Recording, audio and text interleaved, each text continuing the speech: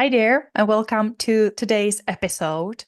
Today, we're going to chat with Tammy Cox, who is a transformational coach with passion for helping women transform their lives and relationships, with a unique focus on inner child healing. Tammy uncovers the root causes of relationship breakdowns, guiding her clients on a deeply transformative journey toward rekindling emotional connection and love. And in today's conversation, we talk about all sorts of things. We talk about rebuilding self worth and finding love and compassion, finding and understanding and reclaiming our identity, living intentionally, transforming our relationship patterns, and so much more. We cover so many things, and Tammy brings wonderful examples, wonderful metaphors, and such a wonderful energy into our conversation. So let's go. Let's have a chat with Tammy. But before we start our conversation with Tammy, we just want to remind you about our Patreon account. And this is a place where you can get those beautiful gold nuggets. And we have a really inspirational, encouraging gold nugget today. So we would love for you to come and have a look and see what Patreon is all about. We have a free membership as well as a paid membership. It is at a really good and fair cost. And this is a place where you can connect with Lenka and myself. It's a community we are wanting to grow and build.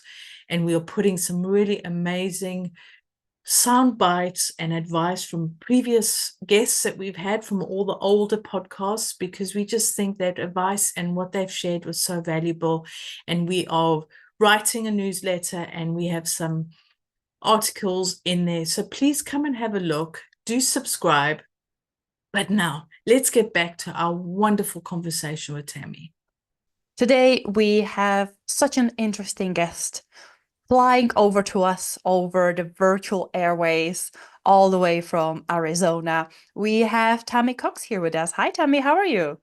Oh, I am wonderful. So happy for this conversation. Thank you for having me. Likewise, we're excited to see what we're gonna get in and what this conversation is going to bring. But before we dive deep, please tell us and our listeners a little bit about yourself, who you are, what you do, and maybe already give us a hint of, what this conversation might lead us into. Mm, okay. So, Tammy Cox, all the way here in Arizona, and I help women heal their childhood wounds and find lasting love without years of therapy. Um, I am a mom of three and a wife. I've been with my husband 18 years.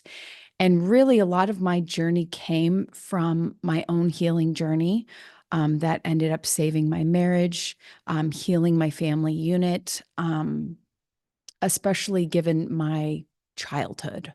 So, when one finds that thing that really helped them and really saved them, in my case, we have this overwhelming feeling of like, I need to give this to the world. And so that's really, in a nutshell, um, who I am and what I do is I love to really help women heal their wounds, the things that are holding them back from finding the love that they so deeply desire, whether they're in a relationship or haven't been able to keep a relationship or looking, whatever the case may be. I really help them target those limiting beliefs that they've been holding on to all their lives, and we heal those so that we can create the new. That's wonderful. Because we all have some limiting beliefs. We all have things that have happened to us, the way we've been raised, the things that happened around us, we've been exposed to, the language we've been hearing, the events that happen in our lives. And it really impacts, our ability to create relationships, to connect with others, but also to create a relationship, a loving, accepting, compassionate relationship with ourselves. Because I think for us, for me, it always starts with the relationship we have with each other, with ourselves, before we then go to relationship with each other, be it family bonds, be it, friendships, be it business relationships, work relationships, obviously love and romantic relationships. So for you, when you then work with your clients and with wonderful people around, is this something that you also look at? Is the, relationship with self and relationship with others. That's all of it, girl. You said it. That's all of it. When we really start to dig in, they may not realize it in the beginning. In fact, most of us don't. But as we dig in, we start to realize how we created it all. So one of the first things I do with my clients is I take them back. So we look, okay, we find the problem. What's your issue? I haven't been able to find love. I seem to sabotage these relationships. Okay, let's look at this pattern. And we actually trace it back because our entire personality is created in those first 5 years, almost entirely, if we haven't done any inner work. If we leave it as is, those first 5 years created our entire personality. Everything that we attract now, we can tag back to that. So really, we go back to that time and we say, well, what are you believing about yourself in this moment? So it's all about the beliefs with yourself, beliefs about life, beliefs about males, females, all that stuff. But really, when you get down to it, it all has to do with your relationship with yourself. And that's why I don't tend to work with both partners. Even if they're in a couple and they're having issues, I don't work with both of them because it doesn't work like that. Oh, the inner world creates the outer world. So yes, you're absolutely right. It all goes back to their relationship with them. So can you talk about some patterns, some common themes, some things that you see are repeating in this journey of healing, the connection with ourselves, the love that we have, that may be the reason why we're disconnected, we, don't have a good relationship with ourselves, we are sabotaging. Are there any things that may be common, might be repeating, that our listeners can actually identify themselves with and be like, this wasn't obvious to me, but now hearing this conversation and listening to it, like maybe this is something that could be an indicator that this is a journey, this is a healing that I actually need in my life?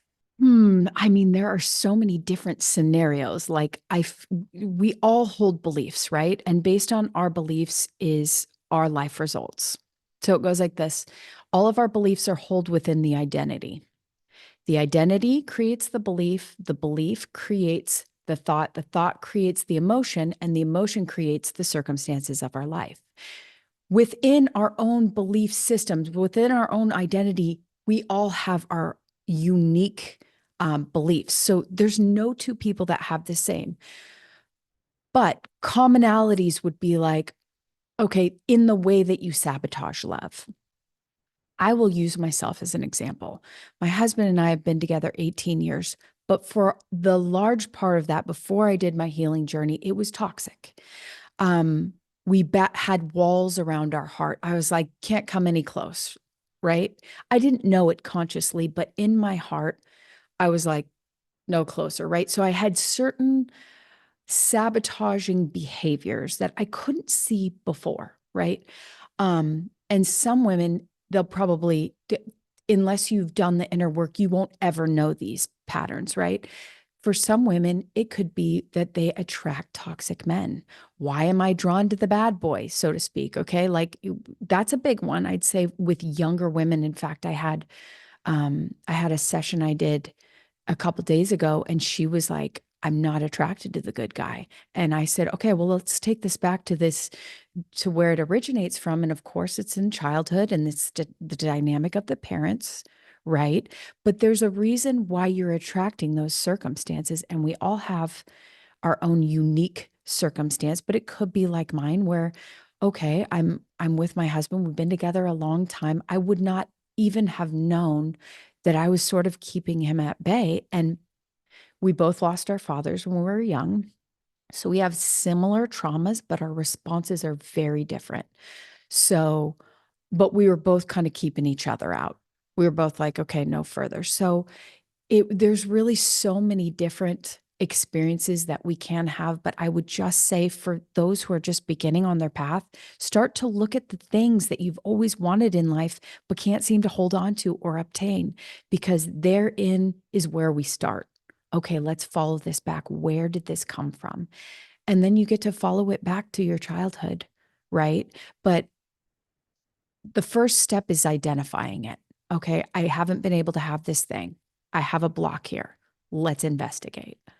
That's so true. I think we always need to start with, paying attention and noticing and acknowledging that this is the behavior, this is the challenge, this is the situation, and we can then go get curious and start exploring. And I know that one of the things you really do is help clients with the inner child healing and looking back at our early days and years in our childhood and helping us process and understand and then heal from there. So can you tell us a little bit more about what led you specifically to inner child healing? Because there's so many modalities, and we talk with so many wonderful people who do this type of work, meaning transformational coaching, healing, improving lives, empowering people, be it individually, in relationships, in business. But there's always something unique. There's always something, slightly different approach, that slightly different thing. And I love what you said earlier. It's like, we don't necessarily need years of therapy. We don't need years of really deep digging. There could be an easier way of doing that. There could be a shortcut. And what I'm noticing that maybe for you, then it is the going straight into the childhood and figuring it out from there. So could you tell us a little bit more about your approach and how you actually stumbled across or decided, or the universe has intervened to make this your path? When I became a mom, and I was 26 when I became a mom, and all of a sudden the alarms started going off, triggered out of my mind. I just could not seem to cope. And I was like, what is this? And it turns out that when you just kind of leave your childhood, your very traumatic childhood, and go forward in life and you don't look back, it kind of sneaks up to bite you. And that's what happened to me. I was not okay. I was not okay. And I was in so much pain. Because pain gets trapped in our body if it's not emoted. So I had all this pain shoved way deep within me, and it started bubbling up. And I looked at my perfect little daughter and I was like, she cannot go through what I went through. And it was in that moment that I decided that I had to heal these wounds because I wasn't going to repeat the pattern. So it was just that very loud, resounding moment. And so I tried everything. Talk therapy doesn't work. I tried this, that, the books, the retreats. I tried it all. And it helped for a minute. It did, but not permanently, right? And it wasn't until I went back to the past and started to neutralize my trauma that I found relief. If we think about our trauma is just a high state of negative emotion. And what happens is when we go back there and we simply take the emotional tag off the memory, what happens is we're now freed up within our body. And so I just started doing that with one traumatic event after another, and you just can't deny how well it works, right? So why wouldn't I want to tell people about the shortcut that I found versus, hey, do you want to take the long route, which I did, 22 years of doing the talk therapy and doing this and that and not finding much relief. Or you can do this shorter version. We're going to go a little bit deeper. We're going to excavate, and you're going to find some relief very quickly. So for me, I know that there's some people that aren't like me. They didn't deal with those really deep seated wounds. Maybe they didn't have as much trauma. They didn't experience as much of the grief as I did. But when you're in that much pain, simply talk therapy is just not going to do anything for you. It just really isn't. Talking about your issues doesn't solve it. And so, yeah, that's what it was for me. And I don't just do inner child healing. I really, the work I do with my clients is really just excavating the negative emotion trapped in their body. And giving them that freed up space to create the new identity. So then it's like, okay, this identity was formed for you. Who's the new person we get to create you to be? So it's really the identity shift. And then it's like, okay, well, now you're the person you want to be. And so the person she wants to be now, she just attracts all the stuff she wants. She's in that vibration and that frequency that it just comes and comes and comes. And so she gets to live a very delicious existence, right? And I think once we know who we want to be, it becomes easier to see what we need to do, what things need to happen, what we need to heal, what things need to happen. And then we can really, the more we can visualize it, the more easier it becomes. It just comes our way. But if we don't see it, if we're not clear, if we really cannot understand or step outside of the bubble that we live in and imagine a different option, then it's hard to change. It's really hard to make lasting change if you don't know what you're changing for or who you're changing to be, if you don't have this vision in front of you, right? Yeah, and changing is very uncomfortable. Like we inherit the DNA, the trauma, the drama. We inherit everything from our parents on the moment of conception. You inherit their pain. You inherit all of their shit. So if you do nothing differently, then those patterns are just going to continue on, right? So you have to be, like you said, the awareness, it's the intention, right? You can't change something you don't even know you need to fix, right? So I think it's really, it's about, like you said, being so very aware of all of it, all the crap, and then also very aware of who it is you want to be and what it is you want out of life. Yes, very important. You mentioned the pain, the physical pain that you were in, and it's something that not many people realize, that when you have the emotional pain, it can actually manifest or become physical pain.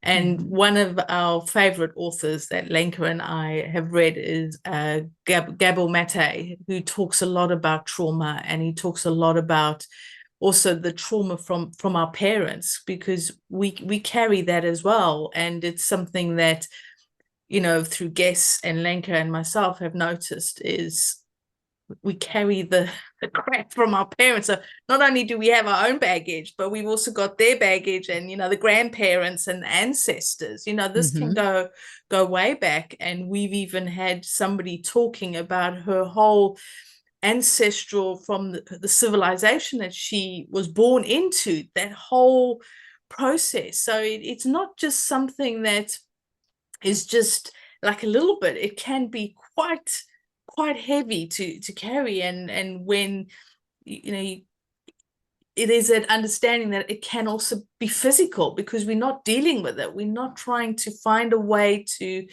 as you said, pull that tag out of that emotion. And I love that description, and the way you were moving your hands. I could just picture, there's the thing, just the tag out, voila, sorted. It sounds really simple, and sometimes simple does work, but it doesn't mean that it doesn't take time and effort. And when you were talking about that and the physical pain, it's like I can really get an idea of what you were carrying and how you wanting to change, because like you said, we can break the cycle for kids. As a mother now, you breaking the cycle from your family, and hopefully your daughter and your other kids will not repeat the same mistakes, and they won't have the carrying all that baggage. I'm sure they'll have some baggage, but they won't have all that baggage. Yeah, that is the beautiful part, is that when we clear our lineage, we clear the lineage. This is scientific fact now. When we choose to heal, we heal back 7 generations and forward 7 generations. And I tested this on my kids. I have 3 kids, 2 of them are teenagers. And so I test the beliefs, because we carry on the beliefs down the lineage, right? And my father's side, now, all my father's side is dead. He was the last to go in his family at 39. He died of AIDS when I was 11. And that whole side of the family is so distorted demented. If I told you all the stories that happened on that side of the family, you'd be like, whoa. And when I started my healing journey, I had no idea I was carrying on all his stuff that he just, doop. But I can literally go back into his memory. So once I healed me, then I started to go back. And even though he's gone, I go back into his lifetime, and now I'm healing his stuff, his experiences, and I can physically feel him changing as I'm shifting and taking on the emotion for him. So if you think this is light work, it's like you get to alchemize, you get to be this. It has this massive ripple effect. And like I said, I have 3 daughters, and I look at who they are now after I've done my healing work as to before, when I just was effing them up left and right. In fact, we laugh about it now. I'm like, girls, I was just repeating the pattern. Like, I only knew what I knew, right? They have a lot of grace for me, but we talk about it freely because there's no shame in the game. I'm effed up because it was lopped on me, and he was effed up because it was lopped on him, and back and back. And so no one's to blame. Let's take that off the table and just say, it is just, once you understand this information, it's now on us to heal it. It's like, now we know and we get to heal it. But don't, please, women out there, of course you're going to mess up your kids before you come into your healed divine self, because you didn't know any better. And that little girl that still lives within you is still scared, she's still sad, and she's still carrying a bunch of pain. And so me being directly connected to that little girl who lived through some awful things, I get to mother her each and every day. And if we all did that, we would just be a wholer, more beautiful, more divine version of ourselves. We really would. It's so beautiful the way you said about, being that whole like divine version of ourselves. And you're right, when you heal the past, you're also starting to heal the future. And it's like you said, it's those generations that are coming, that are there. And it's easy to say, yeah, but it's their fault, and I'm like I am because it's them. I'm guilty of that as well. And I think the other day I was saying something to my husband. I said, yeah, but it's my mother's fault that I'm like this. Yeah. Even though I've done all this work I've done on myself, occasionally it's like, yeah, her fault. Guilty. But the thing is, I think it's the journey, and it's realizing I can change this. And sometimes it's just like, you know what? Okay, for this moment now, it's my mother's fault. And yeah, I'm just going to blame it on her, sit back for 5 minutes and just think, it's not my responsibility. But then again, 5 minutes later, it's like, yeah, it is my responsibility. Right. What can I do to sort it out? But I think it's about acknowledging it, and it's about being aware of it. And then it's like, what can I do about it?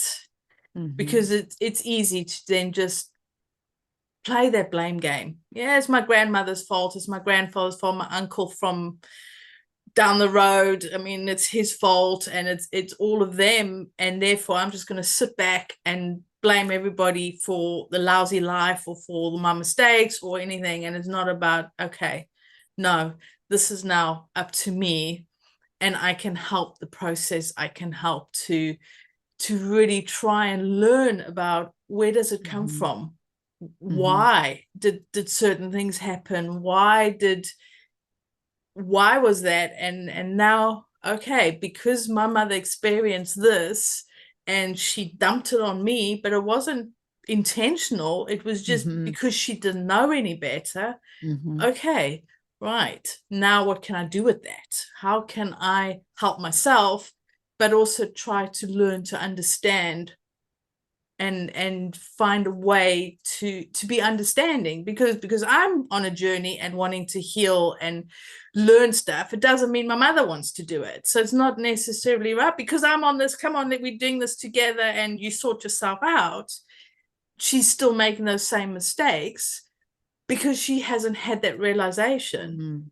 But I can then do it and find a way to say, in my head, it's like, okay, she's behaving like this because that's the way It's always Mhm. been, and she's not ready or in a place to change or learn or become aware or whatever it is, but I am. So I'm not now 60-40% of the time reacting the way I would have Yeah. a few years ago. There are times when that button does get pushed and you're in that place and it's like, yeah, there comes the teenager again. We all know that. We all know that feeling. Yeah, and that's part of the grace part of it too, is like I tell my clients, like they get on themselves so hard. And of course it's a reflection of me, and I'm like, we got to let go of the shame though. Like we're on our journey. We're not going to, because so many of them, they want to fast forward their process. I'm like, there is no fast forward, girl. We are in this flesh to clear the stuff out. And the second the work is done, we're gone. So don't be in a rush to clear it out, and give yourself grace in the process, knowing that as long as it's not likely that you're going to be Jesus in this lifetime and be completely sinless and be just perfection. Like it's not really likely. So how about you just take it easy on yourself? And when the triggers come, like I still get triggered. I still get triggered. And when I do, what I've noticed is that I will go through my process of reconciliation faster, where I'll recognize it and go, oh, there's that little girl.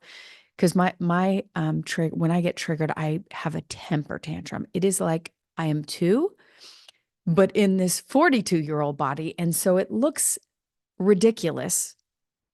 And I have to kind of, come out as a third party and watch me be all triggered and emotional and be like, oh my gosh, I did it again. But what I've noticed is my process is much shorter now that I'm aware. Okay, that's her. That's my 4-year-old self. She's acting out. What is she scared of? And I start to go through the process with myself, right? But it's like we get to give ourselves grace, because like we're just not going to be perfect in this lifetime, right? We are going to still get triggered. And I've done a lot of healing work. I've neutralized a lot of my trauma, but still I get triggered. So it's like it gets to be okay, right? We just get to be okay with the fact that we're not going to be perfect. And I think that's so important, is this isn't a right, we try something and we fix it. We are human and we have the emotions, and sometimes we're having a good day and sometimes we're not having a good day and it's a bad day, or we're feeling more vulnerable, or our emotions feel like they're getting away from us. We don't feel so in control, whatever it is. And we, somebody can say something that just, and off you go, and you can look back and think, what the hell just happened there? But it is about just saying, okay, yeah, that happened, but the next time it most probably won't happen because you've done the work. But we are human and we are experiencing and finding our way through that.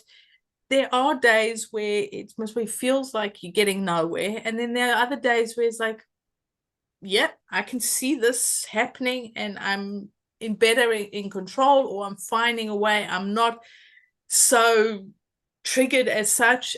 But the thing is, it's a process. And I think the more that we sort of are aware of it, and the more that we do the work, and the more that we just be kind to ourselves, so that when there is those moments where you think, I've just spent the last 10 years doing personal development and that's all of it's out the window. I'm back where I was. Okay, now what? Do I have to start all over again? Or is it just one of those days that I'm just feeling too much? Okay, you're okay. You're fine. Let's keep going. Let's just keep going, because it's a process, as you said, and this is a lifelong process. We will keep doing it until we don't, and we drop dead, and that's it. But what we're doing now can help us for beyond that. That can help us. We talk about soul or source and energies or whatever people feel. That we got all of that from the past, and we pushing it or taking it with us to the future. So, okay, we get triggered, or okay, we didn't react the way we wanted to react. We're still taking it personally. We might still feel those emotions. We're not robots, but we might not be doing it. Like you said, you it's less time. You've got the tools, you know what to do, you are aware of what's happening and able to fix it. So I think it's very important to just be kind to yourself and say, yeah, okay, tomorrow's another day. Absolutely. So can you share with us some of the, for our listeners who might be thinking, well, what is inner child work? We've used the terminology.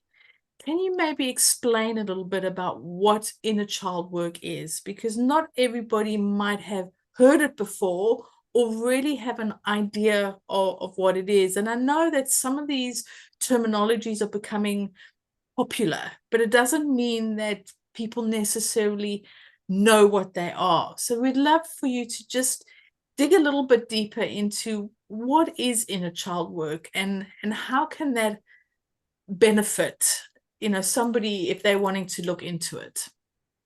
Every age you've ever been still exists within you. Every single age. If you think, I like to give people the visual of the Russian dolls, where it's like you pop one open, there's another one, another one. We're like that as human beings. There's so many layers and levels to us. Here's the deal. Like I said, in the first 5 years is where your personality is developed. Why? Because you don't have the upper faculties of mind. So you know how it's spoken of time and time again that when we're young, we're like sponges. We literally have, under 5 years old, we have no ability to reject information. So all the energy, all the beliefs, everything going on around you, all the I ams that your parents instill in you, you are this, we are this is like this, it all goes into you in those first 5 years because you don't have the ability to reject it. So when I tell you that your identity was literally formed by the people around you, you had no say in it. After that, of course, there's stuff you can take and leave, right? You can tweak it if you're aware enough, right? But most of us don't. We just accept it. Okay, this is who I am. I'm this person. Like I came from a very controlling religious family. There was abuse if I did not run the system and program. It was like, you will be this. And so I ran the program. So that little person, that little 5-year-old person is the one that I find carries the most pain of everyone within you. I say everyone because there are so many yous within you. So for us to go back and heal that 0 to 5-year-old version of yourself is to heal you on the deepest level. And what I find is like skipping this is just the way I see it. I feel like it's it's healing everyone in between. So if we heal the littlest, smallest, most scared part of you, if we heal her, we're just healing everyone in between. So did that give you the visual you need to really understand it? Or do you have more questions about that? No, that's really helpful. And you've explained it in such a nice way. It's just a beautiful way. And the Russian dolls, yeah, you just It's a find good a visual, right? smaller visual, and it is a great visual to see. And if somebody doesn't know what the Russian dolls look like, just Google a picture. Google it. You see them; they are beautiful, and it's you don't see them so much anymore. But that is a great way because you can almost see all the ages in the dolls, and it starts off with a really little tiny one. Yeah. Sort of the Yeah, the baby. little baby in there. Well, and then too, it's like some people, not some, I'd say most people see themselves as the version they are now, standing here in the present moment. It's like, you are not just that. This is how you visualize yourself. But physics will tell us that there's no such thing as time and space. So every age you've been and all your lineage, you are in a way, living now here in this present moment. So it's very easy to look at yourself in the mirror and be like, oh, yeah, this is me.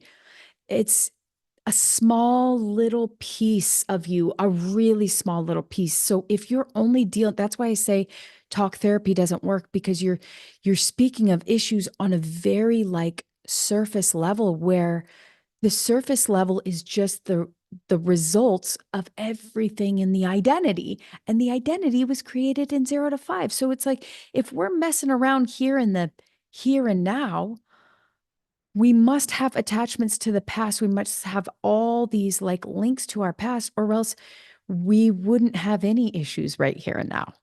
Because the person right here and now didn't experience that stuff, right? She didn't experience all that stuff. So why is she feeling the pain? Well, it's because all, like the Russian doll, all those layers are still within your body. And speaking to the physical pain part, your physical pain always goes back to your thoughts. It always goes back to the identity.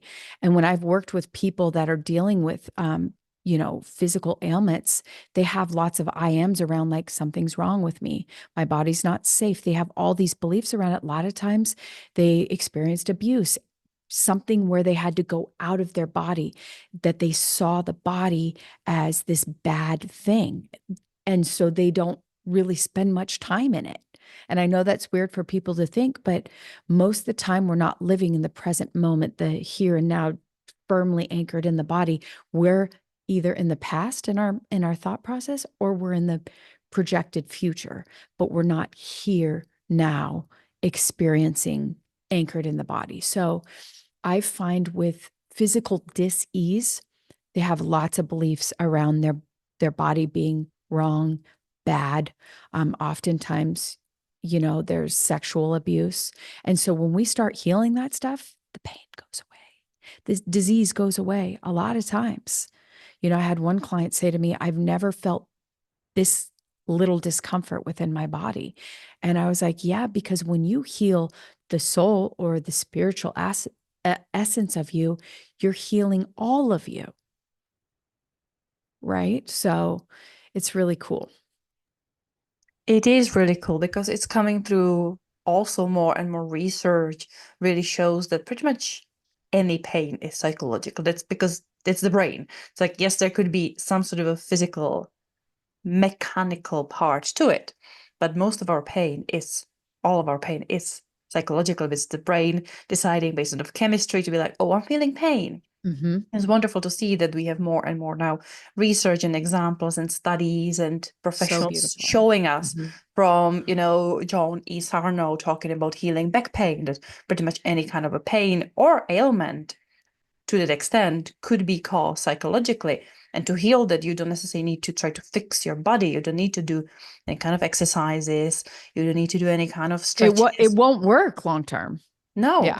because it's all psychological. It's all in your mind. So it's all locked. It is locked in the body. It's so interesting because we kind of almost can feel like we're going back and forth, because we say emotions and trauma is locked in the body, but then it is locked in the body, but it's emotional and it's the mind and it's the nervous system. We are such a wonderful, confusing mixture of atoms that work beyond what we think on this Mm-hmm. beautiful surface, and underneath we understand a bit of the wiring, but then it's so much more complex. It's so much more fascinating to really dig underneath and start looking at that. But a lot of what we're talking about, be the healing, be the discovery, be the identity, for me, it comes down to living with intention. It comes to healing with intention. It comes to building relationships with intention. It comes to genuinely living in intention. And I know that this approach is also close to your heart as well. Mm-hmm.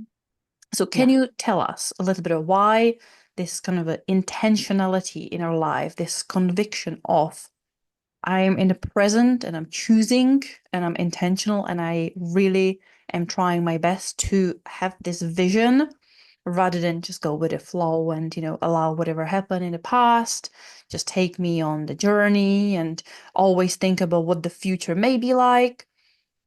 at obsessing and stressing and strategizing, how does living intentionally show up for you, and how does it show up for you working with your clients? Well, intention precedes everything. So knowing that, right, we get to create on purpose. Intention is really creating on purpose. So I have something that actually I got out of the practice, but I was doing it this morning. And it's really my intentions for the day. And more than the things I want to experience, it's the emotions. Because you're at the end of it, you're creating with your emotions. Yes, it goes back to the thoughts, which goes back to the belief, which goes back to the identity. But in the here and now, you could just choose your emotions and you can create a much different reality. So this is what I do. I create my day. I create friction. I do this energy bubble and I label this energy bubble my day. And then I put everything in it that I want to feel: love, joy. I want to laugh a lot. I want to feel connected. I want to see other people laughing. I want to see other people enjoying their life. And when I do this, when I intend my day on purpose, I have the most magical experiences. So I highly recommend it. Even if you just sat down with a piece of paper for like 5 minutes at the beginning of your day and just intended by saying, these are the things that I intend on feeling today and experiencing. And don't get too detailed about it because that takes all the fun out of it, girl. But if you can really bring the emotions in it of like what you want to experience, because at the end of the day, that's what we want anyways. For anything that you want in life, be it a partner, a job, a certain amount of money, it's the feeling that you perceive that will give you that is your reason for even wanting it in the first place. So if you go straight to the emotion, you will be a magnet to the things you want. They will just come in everywhere. So intention precedes everything. And when you become aware of what you want, for instance, the first things or thing I ask my clients when they come to me is, what do you want? And you would not believe how few people could actually answer that question when I ask them, because they just don't know. They haven't even asked themselves. Who asked you in your life, what do you want? What do you want? What do you want? No, because we're talked out of everything that we desire from a very young age. No, you can't have that. We're not those kind of people. We don't have that kind of money. That's for other people. You're talked out of these very our abundance mindset is just like slapped out of us from a very young age. And so for them to just sit with that question, I'm like, it's okay that you don't know it, but I want you to get to know what you want. And we break it down into categories. What do you want in your love relationships? What do you want in your home? What do you want in your career or life purpose? What do you want in your body? And we get those 4 categories, and then we get it as detailed as possible. If you believed you could have anything that you want, how would you want it? And just tagging into the I want kind of creates an intention, kind of creates an awareness of, no, I do really want these things. These things are important to me. And then take it a step further and say, why do you want these things? Always boils down to an emotion, right? So that's when we get really magical in our creation. And that is so beautiful because, as you said, how often are we asked, what do you want? And how often do we actually sit down and think, what do I want? Because then it comes, yeah, but I need to do this, or I should do this, the shouldings. We all know what we should do, but not what we want to do or what we actually want. And I think that is really powerful, is to start to find what you want, or what do I want? Because until we know that, we don't really know where we're going to go. It's almost like you go to an airport and you say, well, I want to go on holiday. Yeah, but where do you want to go? I don't know. Well, you need to I sort would of know do where that you're though. going. I would do that. I'd spin the bulb and I'd say, there. Yeah, but then you've got a destination once you spun the ball. In the middle of the ocean. It's like, Oh, there's some nice islands in the middle of the ocean. So yeah, could be a nice spot. I want to go there. But it is about, it's finding, when you're starting to really connect with what you want, is then you are able to plans or processes in place or goals or whatever it is to achieve what it is that you want. If you want to change your lifestyle, then you need to put things together. If you want to do the inner work, you must probably need to find the books, the podcasts, the coaches, therapists, whatever it is that you need to help you on that journey. And just because we know what we want doesn't mean that it's a straight line. It's never a straight line, girl. It ain't a straight line, but that's the fun part. Like I tell people, if we had this, if we had the ability to manifest immediately, that would be so boring after 5 minutes. The joy is in the journey, right? Like if I could just, oh, I have it all. Okay, I'm wealthy. I got everything that I want. Like, now what? Like it really is the fun of, the step-by-step creation, the unfoldment of the desire. Oftentimes we think we want this thing, and then as we're heading towards it, we're like, no, that's not what I wanted at all, and it's just like, what did we come here for? Did we come to just like get in, get out, or did we want to like enjoy each step, each smell, each taste, each feeling, each experience? Like, you know what I'm saying? Definitely. And that makes so much sense. And you've shared so much really brilliant wisdom and such amazing ideas. And hopefully some of our listeners can have an idea of maybe looking at their inner child. But Lenka and I we always like a bit more. Hop on to our Patreon account to get this episode's amazing and wonderful gold nugget. So thank you so much for your wisdom, your knowledge, your experiences. But if somebody's listening and they're thinking, you know what, I need some of Tammy's energy. I need some Tammy. I need to be in her circle. How can people connect with you? So I can provide you with my link tree that has all my socials on it. I'm on all the platforms. Instagram is definitely where I'm at most.